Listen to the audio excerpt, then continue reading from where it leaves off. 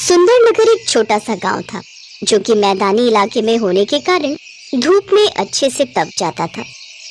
गर्मियों की चिलचिलाती धूप में दोपहर के 12 बजे सोनू अपनी सहेलियों के साथ बाहर खेल रही थी। तभी एक आइसक्रीम वाला वहां आता है। आइसक्रीम ले लो, आइसक्रीम आइसक्रीम।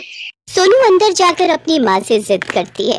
माँ माँ, मुझे भी आइसक्रीम खानी है, बाहर सब आइसक्रीम खा रहे हैं, मुझे भी खाने को दो ना। सोनू बेटा जिद नहीं करते, अभी पैसे नहीं है, जब होंगे तब दिलवा दूंगी, और वैसे भी अब रोटी खाने का समय हो रहा है। आप हमेशा ही ऐसे कहती हो। मेरी बच्ची तो अच्छे बच्चे है ना, मेरी बात मानती है। मैं तुझे फिर कभी दिलवा दूंगा। हाँ सोनू, चल बहू खाना लगा दे, इसे भूख लगी होगी। वैसे क्या बनाया है खाने में?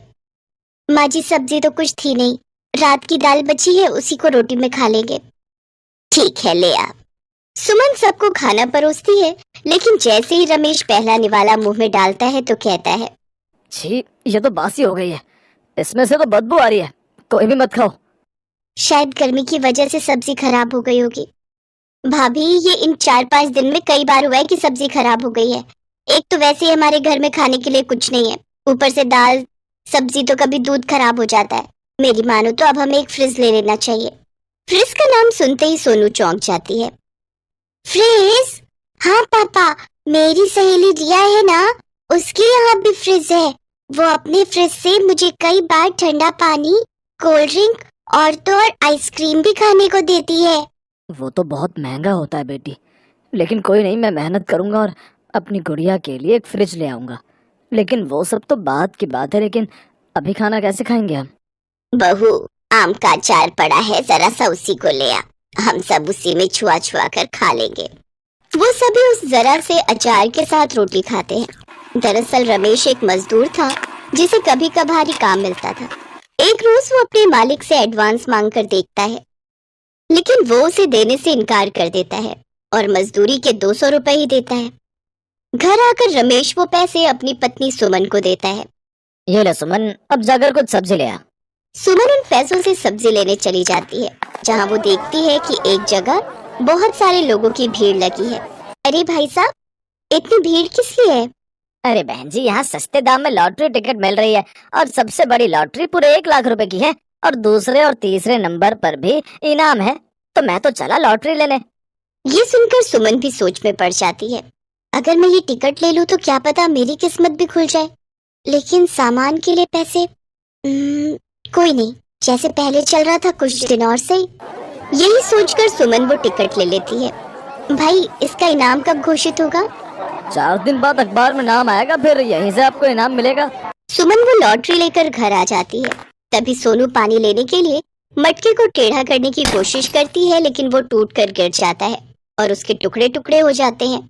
ये क्या सोनू, मटका तोड़ दिया? हे राम, 80 रुपए का नुकसान कर दिया। अब तेरे पापा काम पर से आएंगे तो उन्हें पानी कैसे देंगे? माँ, मैंने जानबूझकर थोड़ी न तोड़ा है, पानी ही तो पीना था मुझे भी, बेकार में डांट रही हो। तभी रमेश भी ये सब देख लेता है। बस भी करो सुमन, बच्ची है, टूट गया होगा। फिर सुमन पड़ोस में जाकर थोड़ी बर्फ ले आती है और सबको ठंडा पानी पीने को देती है। ठंडा पानी पीकर गले को क्या तरावट मिली है। सचमुच में माँ। तभी तो कहती हूँ फ्रिज ले लो ना। अच्छा भाभी, मैंने आटा लगा दिया है, आप सब्जी लाई हो तो दे दो, मैं काट देती हूँ, आप चौक लगा देना। सब्जी? वो सब्जी तो मैं नहीं लाई, क्योंकि मैंने उन पैसों से लॉटरी खरीद ली। क्या पता हम गरीबों की किस्मत भी चमक जाए। ये तुमने क्या किया सुमन? ऐसा कुछ नहीं होता, ये सब बेकार के खर्चे हैं, हम गरीबों के नसीब में ये सब नहीं होता। मैं जानती हूँ, लेकिन मुझे मेरे बांके बिहारी पर पूरा भरोसा है, वो हमारी मदद जरूर करेंगे। मैं तब तक टमाटर की चटनी बना देती हूँ, उसी में रोटी खा लेंगे। सब लोग रोटी को चटनी के साथ ही खा लेते हैं। अगले दिन वो चावल में गुड़ और पानी मिलाकर खीर बना देती है, जिसे सब लोग खाते हैं। ऐसे 3 दिन बीत जाते हैं। सुमन पड़ोसन से बर्फ मांग कर ले आती, लेकिन एक रोज गायत्री काकी, थोड़ी बर्फ दे दो। क्या सुमन, जब देखो मुंह उठाकर चली आती है? अरे मैं बर्फ अपने लिए जमाती हूँ, ना कि तुम लोगों के लिए। अब तो तेरा रोज का ही ड्रामा हो गया है।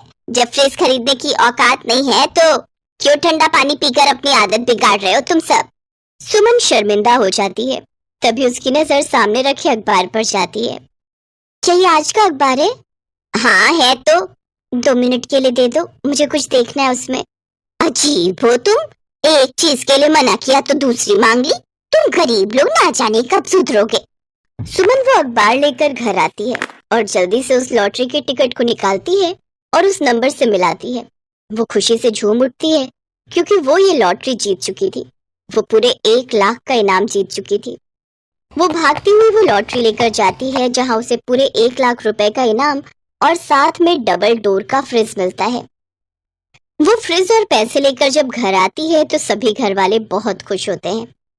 अब वो उस फ्रिज में ठंडा ठंडा पानी, बर्फ, सभी सब्जियां और दूध रखते, जिससे अब उनका कोई सामान खराब नहीं होता।